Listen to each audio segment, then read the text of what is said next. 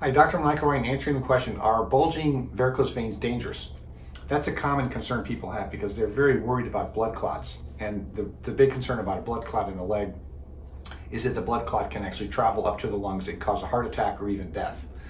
That is something that is primarily an event that occurs with major surgery in the hospital when people are immobilized after trauma. The common thread with all of these conditions is people are not able to walk around. When people can't walk around, the blood starts to clot, and then the clot can break off and travel up to the lungs and cause that very devastating event. And that's a common cause of death in this country. The good news is for people that are walking around and having a normal lifestyle, the risk of that happening is extremely low. And when you have bulging varicose veins, those veins can develop a blood clot, and when it does, it's called phlebitis.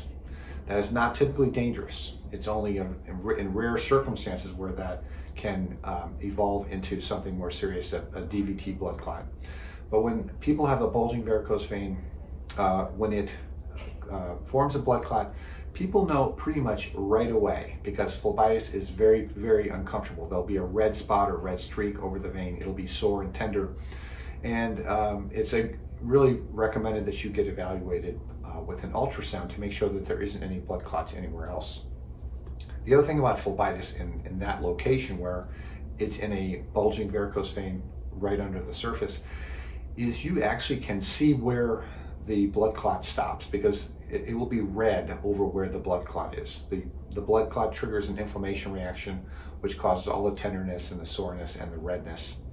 And if that is marching up the leg, and we have seen this, it takes usually a couple days for that to happen. It can march up and go into the deep vein system, and that can be associated with a more serious DVT blood clot.